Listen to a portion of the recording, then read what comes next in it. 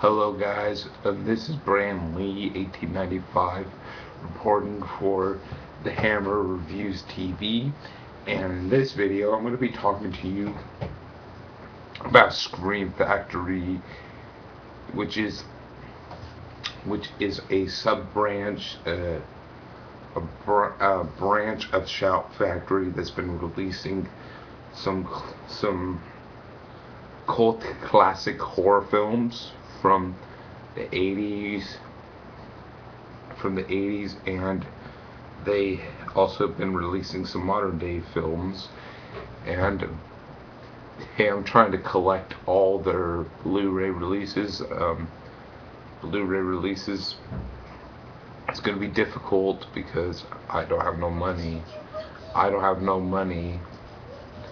To buy all the releases, but it's my goal as a Blu-ray collector and a horror fan to collect all the releases.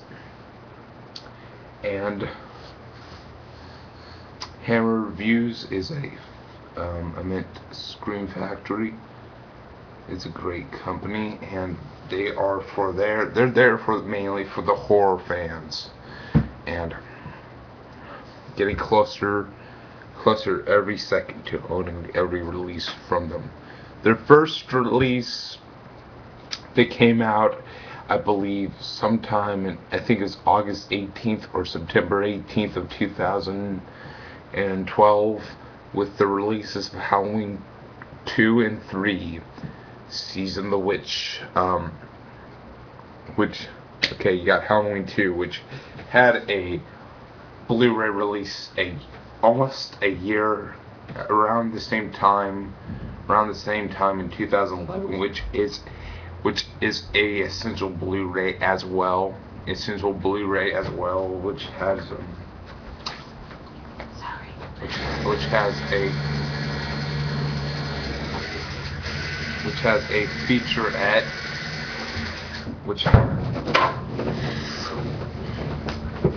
a featurette, sorry about that, sorry,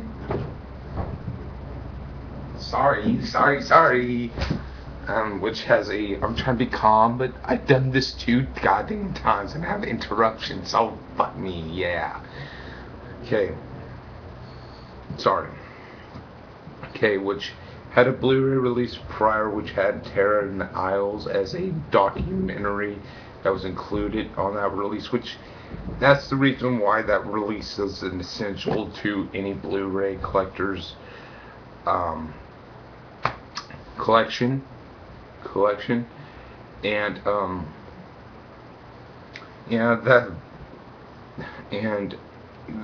the prior release had a titling issue with the Mustafa Cod label being replaced with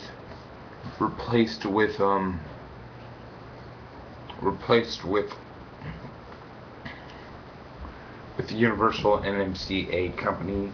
So Scream Factory remedied that with their Halloween 2 release, which is a fantastic release, has a shit ton of good featurettes, just a whole bunch of goodies in it for the Halloween 2 fan. It's currently the best release you could get for that film.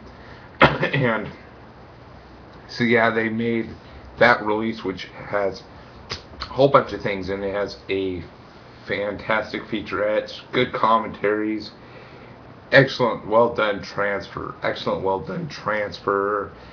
and has a good TV cut, a television cut, which is basically if somebody just went and was trying to make a Halloween 2 a comedy, if that's what you want, you have that release. And it was well done. Both Halloween 2 Blu-ray releases are essentials to your Blu-ray collection. And then you have Halloween 3 Season of the Witch, which I think that this is the first time that Halloween 3's been released on Blu-ray. And Halloween 3 to me is extremely underrated entry to the franchise. I consider it. To me, I put in continuity with the rest of the Halloween films. Yeah, even for I consider every Halloween film that isn't a part of the Rob Zombie universe, Rob Zombie created universe, as one body of work. Have my own way of rationalizing it. And Halloween 3, it's a Blu-ray release. It's the best. Has a fantastic yeah. Oh, and back to Halloween 2. I personally feel have more of a preference to the Halloween 2 Blu-ray from Universal MCA's cover than any of the covers that were provided in the Halloween 2 Scream Factory release. Don't get me wrong, both if not all are great. Now Halloween 3 has an excellent reversible cover artwork that's great. I wish that I could really show you these, but who hasn't shown you all these? Yeah, then you have Halloween 3 just was a fantastic, well done presentation of that Blu-ray disc. And then you have Terror Train, which I am a big fan of Terror Train. I think that Terror Train was a extremely underrated film in terms of the horror audience. Has a great atmosphere, likable characters, and just was a excellently done horror slasher flick. Terror Train's Blu-ray release is exceptional as usual. I love the reversible cover artwork for I like everything about this release. It's really top notch. Yeah. Then you have the Funhouse, which, to be honest, I'm not really a big fan of Funhouse. I don't really think that's a bad film. I don't feel like it's a bad film per se. I just heavily didn't like it much. I didn't like it much. It's just isn't what I would consider my preference for a film. It has a decent slasher concept, but overall I didn't really like the film much. But anyways, the Blu-ray release that they done for it was exceptional for what that film was.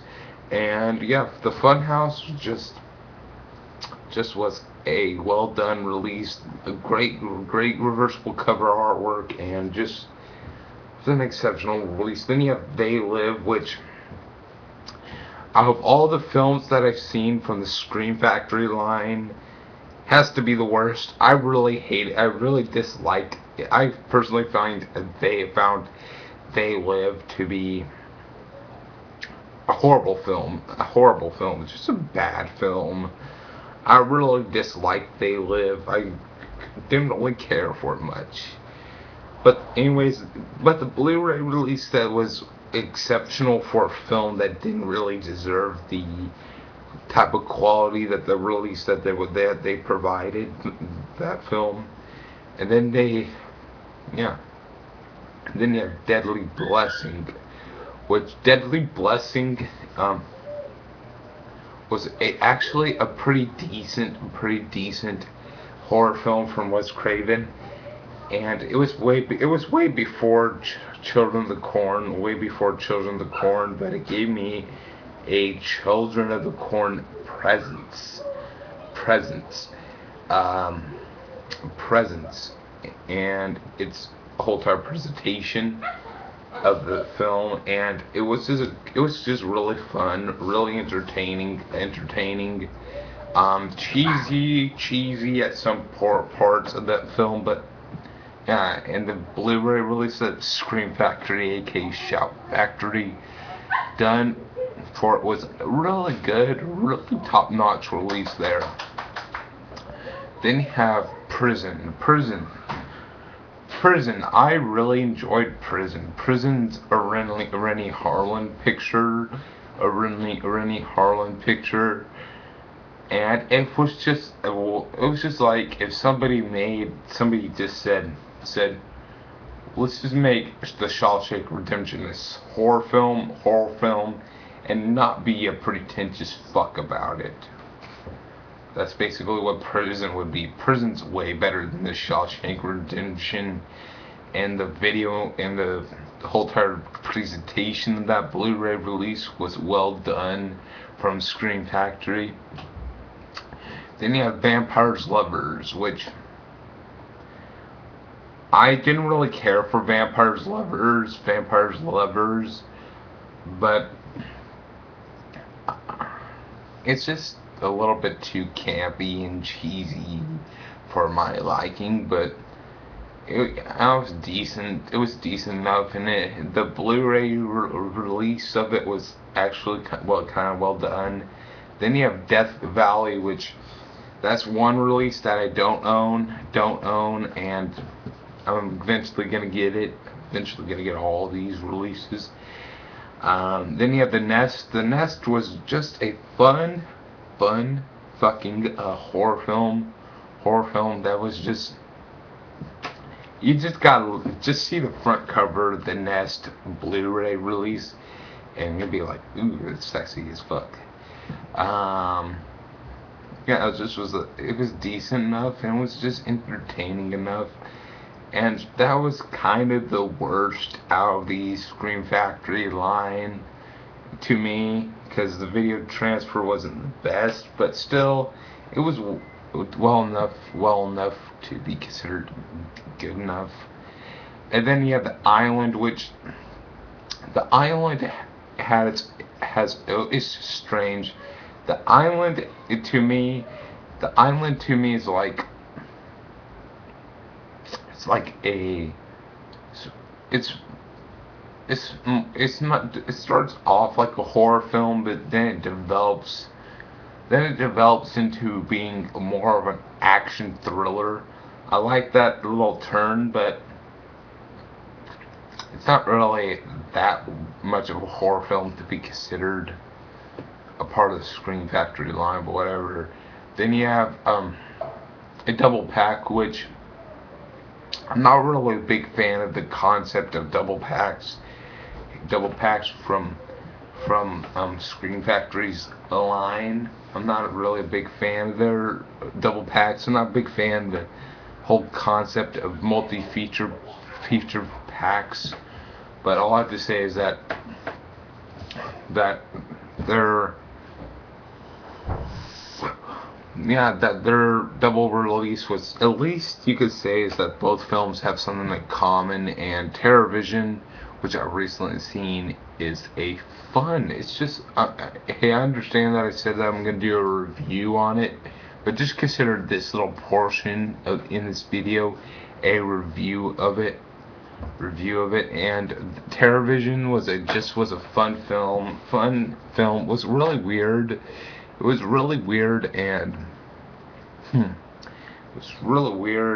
like, this is not how normal people talk. It was just weird. It was fun.